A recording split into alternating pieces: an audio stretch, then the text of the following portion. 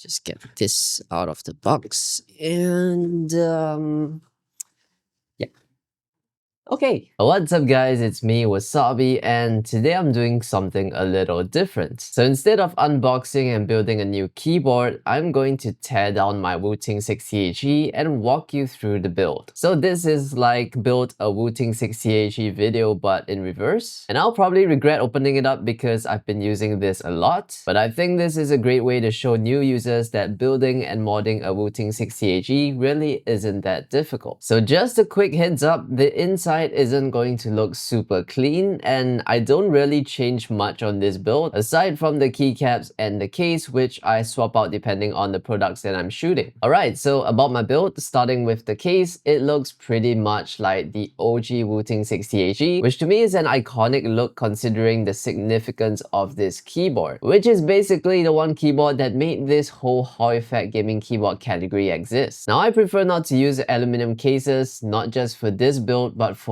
any keyboard, because I tend to slam my mouse into the side of my keyboard like way more often than I like to. And the mice that I review, they aren't cheap. Also, I film a lot at my desk, so I need to reposition my keyboard often, and a lightweight build like this is so much easier to grab with one hand. But also it's not too light, so it stays in place when I'm gaming. I hope they make a really good plastic case for the 60HE V2 though, because as a gamer, while I think aluminum sounds and looks good, if there is a refined plastic case option, I would choose that over aluminum any day. Now for the keycaps, the set that I have on now is a Crosshair set from PBTfans. This is a set that I use a lot in my videos. These are pretty cool, and the quality of PBTfans or KBDfans keycaps are very good. I am very pleased with the quality for the price, and their designs are not overdone, which makes their sets work very well for a variety of build themes. And you know, buying keycaps is something that to me feels like buying the lottery, and it's usually not cheap. So if you ask for keycap recommendations, I would recommend what KBDfans has to offer for sure. Now for performance upgrades, I got my iconic octopus right here. This is my Wasabi taco. This is made with chopped up carbon fiber, which gives it that unique black look, and this allows for 2000 Hz pulling rate. I got an unofficial Valorant Wooting case strap right here. I got this from AliExpress a very long time ago, and I use this one upside down because I feel like the black and pink contrast this way looks so much better on this black case. So this adds another 1000 Hz pulling rate. And then under the case, that's where we have the official signatures from the Wooting team. So that's an additional 1, 2, 3, 4, 5, 6, 7, 8, 9, 10, 11, 12, 13, 14, 15, 16, 17, 18,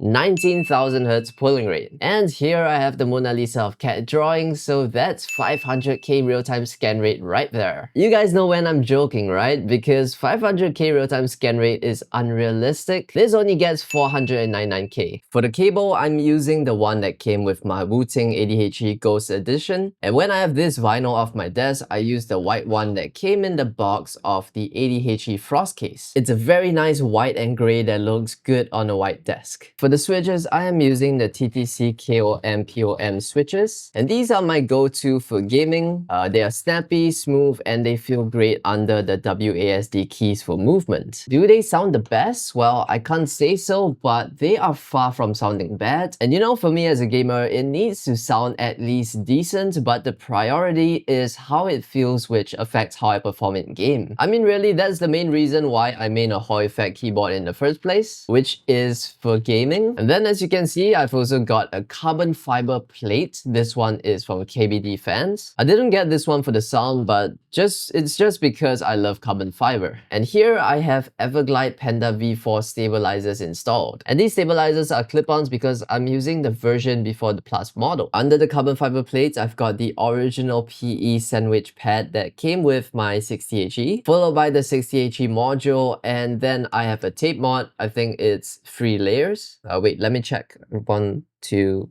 Yeah, it's 3 layers. And under all that, inside the case, I have the default foam that came as standard. Okay, so that is basically my Wooting 60HE build, and I use this keyboard the most for gaming. This is not a build that I would recommend if you are looking for the best typing experience on a Hall effect keyboard though. This one I made based on what I like, what feels good to me, and have some elements to show that it is a Wooting keyboard, which in this case is the case. If I did swap out the switches, use different keycaps, and put in a PC plate, it would probably sound a lot better. But for this build, I just want it to feel good for me to game on, light enough to move around with one hand, and not destroy the mice that I'm reviewing. So yeah, when building your keyboard, of course sound matters, but I think what makes a build truly special is when it is created to fit you and what you like. Now you might be wondering, why do this video now when the 60HE V2 is around the corner? And the reason is simple, not everyone can afford to buy the latest stuff. When I was younger, I bought secondhand gear too, and there is no shame in that. And fast forward to last year, I was working in the kitchen to make some money so I can buy and experience products for my channel. So if you're picking up a used 60HE or 60HE Plus, of course, make sure it is a good deal. I would just get the module or a pre-built 60HE secondhand instead of one that is already modified, because that way you have a clean canvas to work on and get creative with your build, so you know you can take your time. There's really no rush. When I first got my 60HE, I think it was only after 8 months or something like that. Only after that I started to personalize my keyboard, and the reason was because, well, first I had no money, and secondly I just wanted to enjoy the keyboard as it is. So yeah, that's all for this